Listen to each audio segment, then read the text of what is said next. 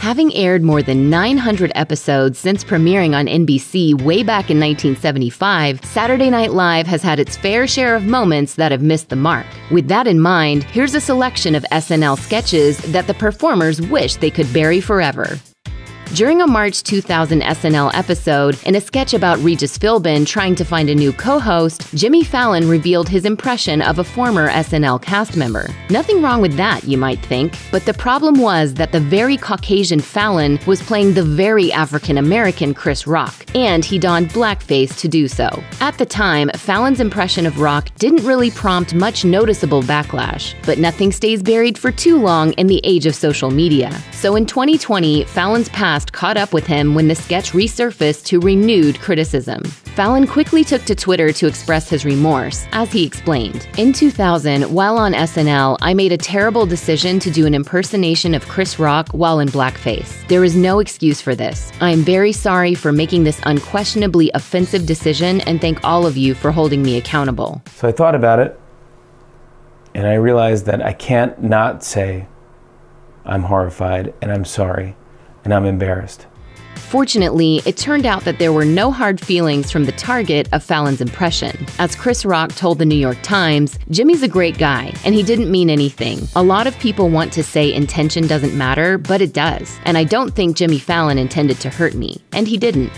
A relative unknown when she joined the cast of SNL in 2009, the distinctive-voiced Jenny Slate must have felt the eyes of the nation on her during her first appearance on the show, and she no doubt wanted the ground to swallow her up when she made the ultimate SNL faux pas in her very first starring performance. In a sketch entitled Biker Chick Chat, Slate was supposed to repeatedly utter the word frickin', but at one point, much to her visible horror, she accidentally dropped an F-bomb instead. Slate never really recovered from her baptism of fire and was let go from the cast at the end of her first and only season, although she insists that the profanity incident wasn't to blame. In a 2014 interview with Glamour, Slate revealed that the incident left her with stage fright and that it took therapy sessions with a hypnotist to help her get over the ordeal. And unsurprisingly, she's never had the desire to watch the sketch. As she put it, that'd be like watching yourself fall down the aisle at your wedding. I feel like it happened to somebody else, and I want to tell her, "Oh girl, I'm so sorry, but you need to move on." In a 2019 interview with Esquire, Bill Hader acknowledged that comedy culture has changed significantly since his time as an SNL cast member. As he put it, "I mean, everyone and everything is fair game, but in the current environment, there are a lot of things that people don't want to touch. I've talked to a lot of comedy people who now look back at things they did, myself included, where you go, oh man, I would never do that now." Hader then brought up the example of his popular city correspondent character, Stefan, using a politically incorrect term for a little person, while then adding, "Also, anytime I played different ethnicities, by virtue of being a sketch show, we had to do that. But I remember playing Chinese people, and I mean, there's a lot of stuff that I'm just like..." Specifically, Hader was referring to the time in 2010 that he played Hu Jintao, the then president of China, which he's probably right to think wasn't the best idea. If you thought that the love guru was the worst thing Mike Myers ever put his name on, think again. In a December 1992 SNL episode, the Canadian comedian and his regular partner in crime, Dana Carvey, opened the show as their beloved characters Wayne and Garth in a Wayne's World sketch. Everything was going smoothly until the metalheads reeled off their top 10 list of things to look forward to with the Bill Clinton presidency. Sitting at number 2 was the president-elect's young daughter, Chelsea, who was only 12 years old at the time, making Wayne's comments about her rather creepy, as he referred to her as a future fox. Hillary Clinton was understandably upset about her daughter being objectified on national television, and she reportedly said, "It's mean and nasty to pick on Chelsea's appearance. I think it's sad that people don't have anything better to do than be mean to a child." Myers realized his mistake and wrote an apology letter to the Clintons. As he explained to the Canadian magazine Maclean's, "I felt awful. It was not my intention to make fun of a 12-year-old. That it got misinterpreted sickened me to my stomach." Julian Bond is one of the most impressive socially conscious names SNL has ever invited to host. The civil rights activist who co-founded the Student Nonviolent Coordinating Committee and Southern Poverty Law Center landed the gig in 1977 during the show's second season. As he joked to The Hollywood Reporter decades later, "I used to say that I was an SNL host when it was a comedy show, and people would laugh. More recently, I had taken to saying that I hosted SNL when it had black people on it." But the future Georgia State representative executive, was still made to feel uncomfortable with one particular sketch. As he explained to THR, appearing as myself on a mock television interview show about Black issues, I told Garrett Morris, one of SNL's original not ready for primetime players, that light-skinned Blacks are smarter than dark-skinned Blacks. Say what? Bond, who passed away in 2015, also noted that while Morris fully committed to the routine, he was left squirming in his seat, and his participation still troubled him nearly 40 years after the sketch aired. As he put it, "I believed it treaded dangerously on the fine line between comedy and poor taste." During his short stint as an SNL cast member, Damon Wayans felt like he was constantly being sidelined by creator-executive producer Lorne Michaels. And after Michaels insisted that he change his pastel-colored suit in a Miami Vice parody to a cop uniform, Wayans decided to unleash his inner saboteur. When the March 1986 sketch dubbed Mr. Monopoly was performed live, he threw everyone else off course with an effeminate and over-the-top performance. If the Parker brothers could see you now, they'd puke. Why you ain't in jail, Miss... Oh, that's right, you missed the Monopoly.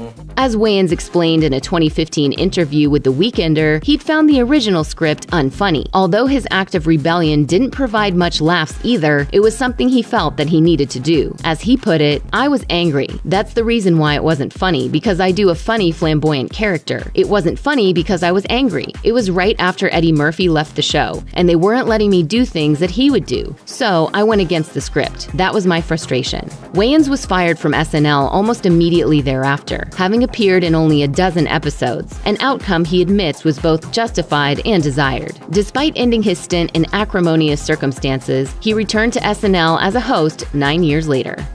Being able to nail an impression of Donald Trump was a bit of a double-edged sword for Alec Baldwin. His regular appearances as the 45th president on SNL netted him an Emmy Award, and he initially found them pretty enjoyable. However, he eventually grew tired of donning that infamous wig. So much so that while sitting in his dressing room waiting to enter the stage, he would often hope for the 30 Rockefeller Plaza studio to be struck by a meteor, as he revealed during a September 2019 appearance on Kevin Nealon's YouTube show, Hiking with Kevin, "I don't want to do it anymore. I don't think it's doing anything. It's not doing anything good or bad for him." I hate this.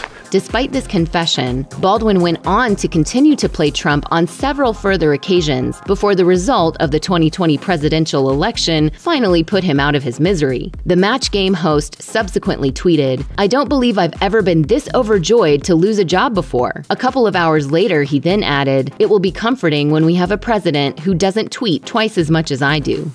As Jay Moore revealed in his memoir, Gasping for Airtime, he experienced a bit of a nightmare during his 2-season stint as an SNL cast member. He frequently felt sidelined by the rest of the cast and crew, and one of the few sketches that he contributed that made it to the final broadcast ended up getting him in a heap of trouble. In a March 1995 episode hosted by Paul Reiser, Moore had a starring role in the sketch, which was dubbed O'Callahan and Son Pub. But as it turned out, it had been blatantly ripped off from a routine by stand-up comic Rick Shapiro. How Moore thought he could get away with plagiarism on America's most popular sketch comedy show remains a mystery. Shapiro filed a lawsuit against SNL, and Moore eventually came clean about his thievery. As he wrote, "What I did was inexcusable, and no apology in the world could ever make up for it."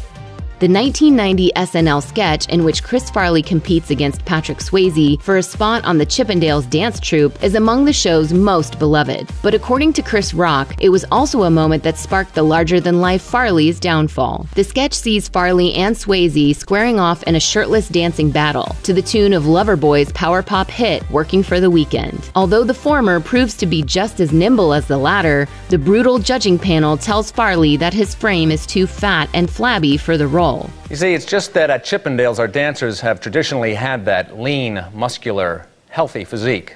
Perhaps it's little wonder then that Farley was apparently left feeling humiliated at this very public display of body shaming. In a 2008 biography of the late comedian, The Chris Farley Show, Chris Rock is quoted as saying, "That was a weird moment in Chris's life. As funny as that sketch was, and as many accolades as he got for it, it's one of the things that killed him. It really is. Something happened right then." It was a point that Rock reiterated during a 2021 interview on The Howard Stern Show. As he explained, he felt ugly. He didn't feel attractive. He didn't feel like people really wanted to be around him, and that sketch kind of fed into that.